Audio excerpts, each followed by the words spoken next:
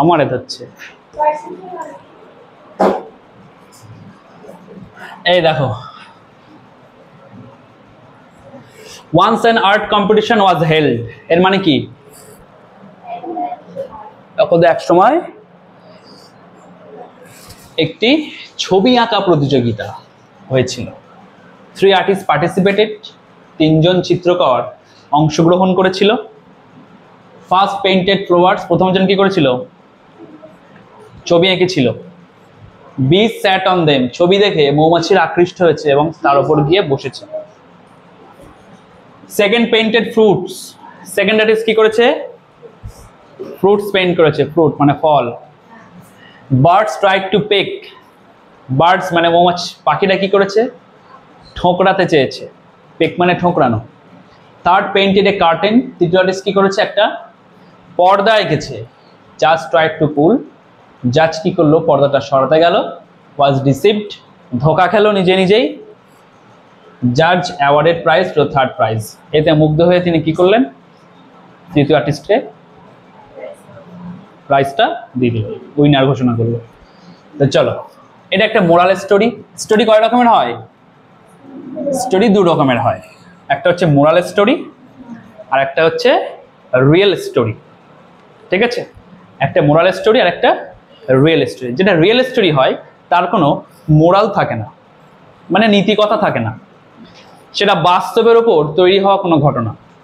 কিন্তু এই ঘটনাগুলো হচ্ছে মোরাল স্টোরি, এর থেকে কিছু শেখার আছে। ঠিক আছে, এর একটা নীতিকথা থাকে। তো স্টোরি লেখার প্রথম ধাপ হচ্ছে তোমাকে একটা হেডিং দিতে হবে বা টাইটেল দিতে হবে। এখানে 2টো টাইটেল দেওয়া যায়, একটা হচ্ছে দ্য স্টোরি অফ 3 আর্টিস্ট, অথবা একটু যদি ভালো করে লিখি তাহলে লেখা যায় দি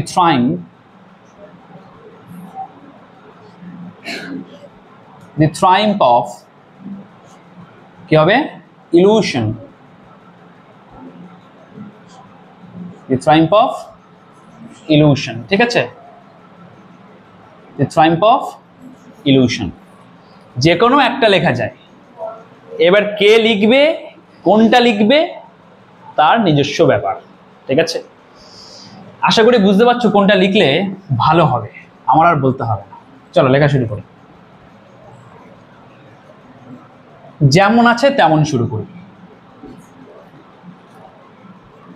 লেখো, once an art competition was held, ব্যাস, এক সময় একটা ছবি আঁকা প্রতিযোগিতা বা চিত্র অঙ্কন প্রতিযোগিতা হয়েছিল। 3 artists participated, একদম নর্মাল, এখানে সেন্স মানে the sense of meaning is completed, others কিছু যুক্ত করতে হবে না। 3 artists participated, 3 artists participated, 3 জন অংশগ্রহণ করলো। প্রথম জন কি অঙ্কন করলো? ফ্লাওয়ার্স। তাহলে লেখো, the first artist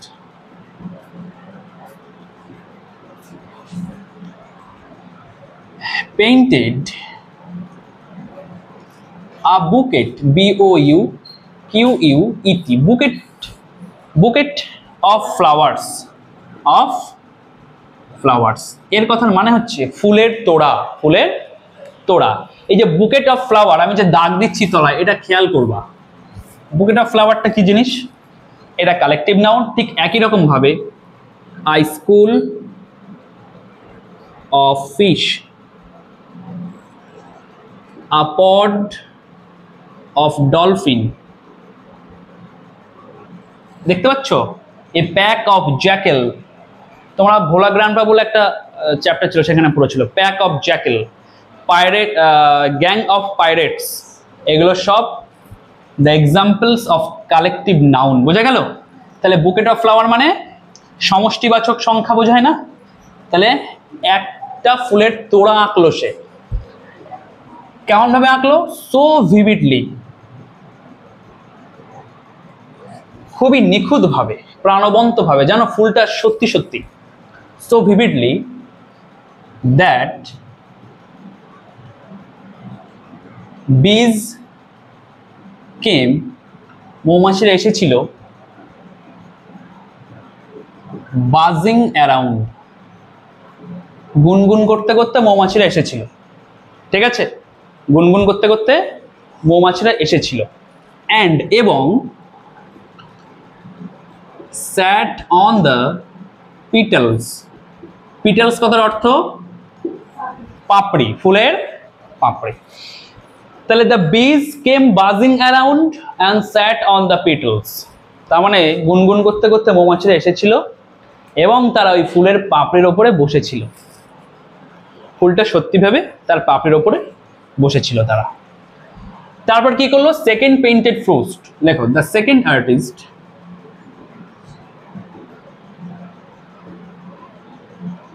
second artist, first লিখেছি পেইন্টেড, এবার একটু ড্রিউ লিখি, একটু আলাদা করি। ড্রিউ ফ্রুটস,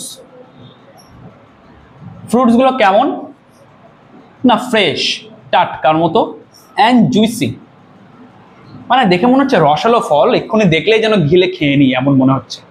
ঠিক আছে, তাহলে ফ্রুটগুলো কেমন? ফ্রুটগুলো হচ্ছে ফ্রেশ আর জুসি। ঠিক আছে,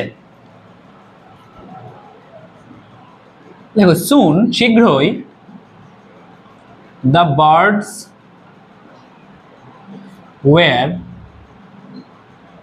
অ্যাট্রাক্টেড, পাখিরা আকর্ষিত হলো। দেখো এখানে অপশন বলেছে second painted fruits, second artist fruit paint করেছে মানে ফল এঁকেছে, তারপরেই দেখো বার্ডস ট্রাইড টু পিক। তো তুমি কি পরীক্ষার খাতায় তাই করবা? হ্যাঁ, একটা লিঙ্ক দেখি আর একটা লিঙ্ক দেবে তার মধ্যে, তা কি করা যায়? করা যাবে না। তোমার ওই দুটো হিন্টসের মধ্যে একটা রিলেটিভ ইনসিডেন্ট খুঁজতে হবে, যে কি হতে পারে। ঘটনা তো আর হঠাৎ হঠাৎ করে হয় না, একটার সাথে আরেকটা সম্পর্কিত। তো এই লাইনের সাথে এই লাইনটা সম্পর্কিত। সোন দ্য বার্ডস অ্যাট্রাক্টেড, পাখিগুলো আকর্ষিত হলো এবং তারা ঠোকরাতে চেষ্টা করলো। তাহলে soon the birds were attracted and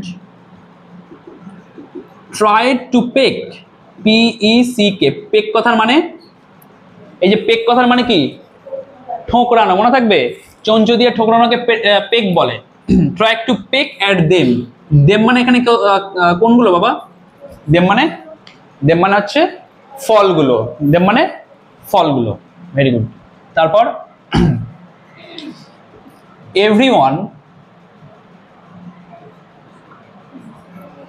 everyone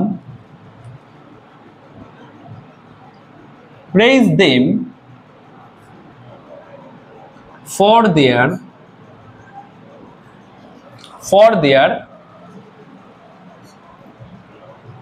paintings, বলছে প্রত্যেকে তাদের এই চিত্র দেখে তাদেরকে প্রশংসা করলো।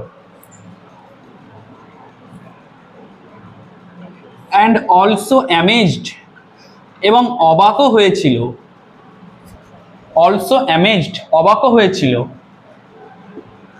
by this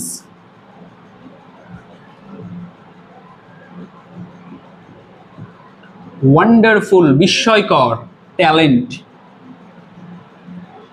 তাদের এই প্রতিভা, এই বিস্ময়কর প্রতিভা দেখে সবাই তাদেরকে কি করেছিল? প্রশংসা করেছিল। তাহলে দেখো আমি এই অবধি লিখলাম, কিন্তু আমি এত সুন্দর করে লিখলাম, তার মানে আমি সম্পর্কযুক্ত ইনসিডেন্টগুলো এখানে তুলে ধরেছি। কেউ যদি ভালো ছবি আঁকে, তা যারা দেখছে তারা কি মনমরা হয়ে যাবে? তারা তো দেখে হাসবে নিশ্চয়ই, মানে খুশি হবে, হাততালিও দেবে, আবার ভালোও বলবে, ওয়াও ওয়াও করবে না সবাই, বিষয়টা এরকম। তারপর লেখো the third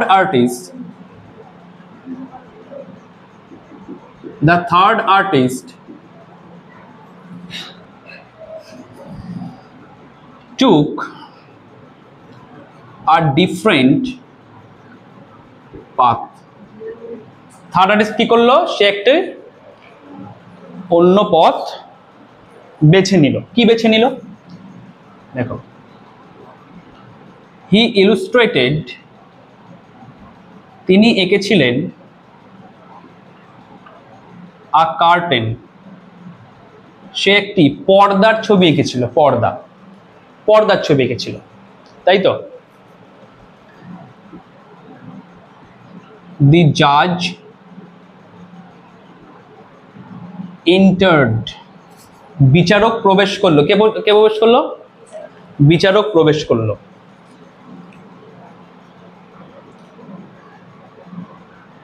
and looked the, তিনি তাকিয়েছিলেন, তিনি, এখানে looked লিখো না, এখানে লেখো তোমরা observed, পর্যবেক্ষণ করলেন। and observed the paintings, observed the painting of fruits and flowers, তিনি পেন্টিং গুলোকে দেখলেন, পর্যবেক্ষণ করলেন। হি অ্যাডমায়ার্ড দেম, এবং ওই ফ্রুট এবং ফ্লাওয়ার্সের যে পেন্টিং তারা যেটা এঁকেছিল তাদেরকে তিনি কি করলেন? প্রশংসা করলেন। কি করলেন? প্রশংসা করলেন। দেন হি নোটিসড, তারপর তিনি লক্ষ্য করলেন। Then he noticed the curtain, then he noticed the curtain, তিনি তারপর পর্দাটির দিকে লক্ষ্য করলেন। And tried to pull it aside, এবং তিনি পর্দাটিকে সাইডে এইভাবে সরানোর চেষ্টা করলেন। কিভাবে? এইভাবে। ভাবজোর মধ্যে নিশ্চয়ই কিছু একটা আছে, সে লাইনটাই লিখবো। কি লিখবো? Thinking that another masterpiece was behind the curtain, তিনি কি ভেবেছিলেন? থিঙ্কিং, এটা ভেবে যে আরেকটি হয়তো এরকম সুন্দর চিত্তাকর্ষক ছবি সেই পর্দার আড়ালে আছে, যে পর্দার আড়ালে আছে। টু হিজ আটার surprise,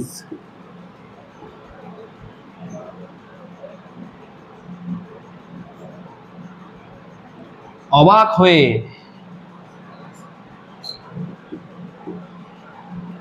it was not real, এটা সত্যি একটা চিত্র, মানে পর্দা সরাতে গেছিল তো সত্যি ওর ভিতরে, মানে ওর আড়ালে কোনো চিত্র ছিল না। ইট ওয়াজ নট রিয়েল, মানে তার এই ভাবনাটা রিয়েল নয়। কমা দিয়ে দ্য কার্টেন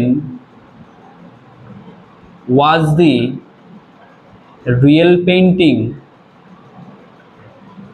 ইটসেলফ, তার মানে এই পেইন্টিংটাই ছিল আসল ছবি। তিনি যে ভেবেছিলেন যে হয়তো ওই কার্টেনের আড়ালে অন্য কিছু লুকিয়ে আছে, অন্য কোনো একটা সুন্দর ছবি আছে, তাই তিনি কি করলেন? কার্টেনটিকে একটু সরানোর চেষ্টা করলেন, কিন্তু তিনি কি দেখলেন? যে সেটাই আসল ছবি। তাই the curtain was the real painting itself. এই যে পাঞ্চুয়েশন মার্ক, এটা খেয়াল করেছো? কি পাঞ্চুয়েশন মার্ক দিয়েছি? এক্সক্লেমেশন মার্ক, মনে থাকবে? Always try to use exclamation mark properly in your writing. বলে দিলাম, এক্সক্লেমেশন মার্কের একটা মহৎ ভূমিকা আছে লেখার মধ্যে, মানে চেঞ্জ করে দেওয়ার মতো একটি ক্ষমতা বহন করে। চলো তারপর লিখি।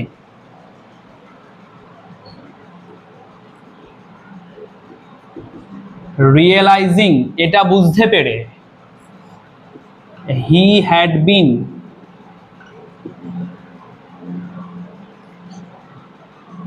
ডিসিভড, ডিসিভড কথার মানে ধোঁকা খেয়ে যাওয়া, প্রতারিত হয়ে যাওয়া। এখানে ডিসিভ মানে কি, কেউ কি জাজকে ধোকা দিয়েছিল?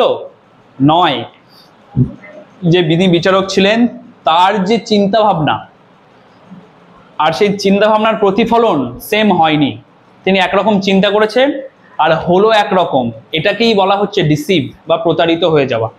মনে থাকবে, realizing he had been deceived by this consummate. Consummate কথার মানে হচ্ছে নিখুঁত, পারফেক্ট। মনে থাকবে, কনজিউমেট কথার মানে নিখুঁত বা পারফেক্ট। কনজিউমেট আর্টিস্ট্রি, আর্টিস্ট্রি কথার মানে হচ্ছে চিত্র বা শিল্প। তাহলে তিনি যে বুঝতে পেরেছেন হি হ্যাড বিন ডিসিভড, তিনি ঠকে গেছেন বাই দিস কনজিউমেট, এই নিখুঁত।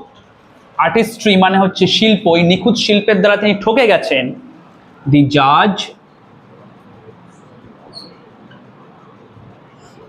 ইনস্ট্যান্টলি ডিক্লেয়ার্ড, ডিক্লেয়ার্ড কথার মানে হচ্ছে ঘোষণা করা, তিনি তৎক্ষণাৎ ঘোষণা করলেন দি থার্ড আর্টিস্ট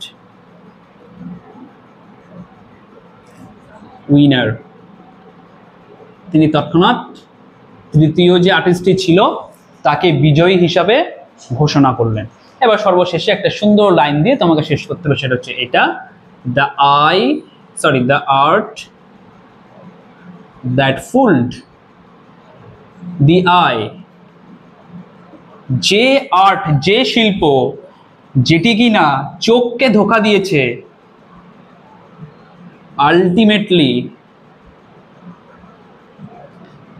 আলটিমেটলি সর্বশেষে বা চূড়ান্তভাবে ওন দি প্রাইজ, পুরস্কারটি সেই জিতলো। তাহলে আলটিমেটলি কথার মানে চূড়ান্তভাবে বা সর্বশেষ, শেষে একদম। তাহলে the art that full the I, যে আর্ট, যে শিল্প বোকা বানালো চোখকে, আলটিমেটলি চূড়ান্তভাবে ওন দ্য প্রাইজ, সেই কিনা সর্বশেষ প্রাইজটি জিতে নিল। এরপর হচ্ছে মোরাল, এর থেকে আমরা কি শিখতে পারি? তো মোরাল আমি হেডিং করি এখানে। হ্যাঁ দেখো, আমি মোরাল 3টে লিখে দিচ্ছি, তোমাদের যেটা ভালো লাগে তোমরা সেটা লিখবে। 1 নম্বর ইজি, এটা সবাই ট্রাই করে, the best is always rewarded, এটা একদমই সোজা। সেকেন্ড হচ্ছে arts true power lies in illusion and perception. Perception মানে অনুভূতি, ইলিউশন মানে বিভ্রম। তাহলে কি বলেছে, আর্ট বা চিত্র বা কলা কৌশল শিল্পের সত্যি যে শক্তিটা, আসল যে রস, সেটা কোথায় থাকে? লাইজ, লুকিয়ে থাকে, ইন ইলিউশন, বিভ্রমের মধ্যে, অ্যান্ড পারসেপশন মানে অনুভূতি, অনুভূতির মধ্যে সেটা থাকে। ঠিক আছে, নাম্বার 3 লেখো, the clever mind can achieve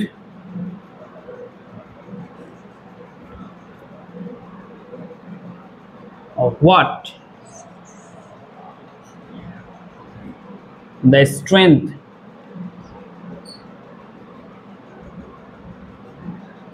cannot. The best is always rewarded, এটা easy. Arts true power lies in illusion and perception, শিল্পের যে সত্যি একটা রসবোধ সেটা কোথায় থাকে? বিভ্রম এবং পারসেপশন, অনুভূতির মধ্যে লুকিয়ে থাকে। 3 নম্বর হচ্ছে দ্য ক্লেভার মাইন্ড, চালাক মন, ক্যান অ্যাচিভ, যেটা অর্জন করতে পারে, what the strength can not, সেটা শক্তি দিয়ে অর্জন করা সম্ভব নয়। ক্লিয়ার? সোজা লাগছে না? এবার যদি আমরা ওয়ার্ডগুলো দেখি, বলো কি কি ওয়ার্ড কঠিন আছে এখানে? নাম্বার 1 পার্টিসিপেটেড, অংশগ্রহণ করা, তাই তো, টুক এ পার্ট লিখলেও হবে। তারপরে যদি দেখি পিটালস, আনকমন একটা ওয়ার্ড লাগছে, মানে ফুলের পাপড়ি। বাজিং মানে হচ্ছে গুনগুন করা, মৌমাছিরা গুনগুন গুনগুন করে না, ওটাকে বাজিং বলে। আচ্ছা, ওয়ান্ডারফুল মানে বিস্ময়কর, এটা তোমরা সবাই জানো। আচ্ছা, এখান থেকে আর কি কি আছে? ইলুস্ট্রেটেড মানে হচ্ছে আঁকা, ড্রিউ, পেন্টেড, ইলুস্ট্রেটেড একই মানে। ঠিক আছে। তারপর হচ্ছে অবজার্ভড মানে পর্যবেক্ষণ করা। আচ্ছা, কনজিউমেট মানে নিখুঁত। এখান থেকে আর্টিস্ট্রি মানে শিল্প। আলটিমেটলি কথার মানে হচ্ছে চূড়ান্তভাবে।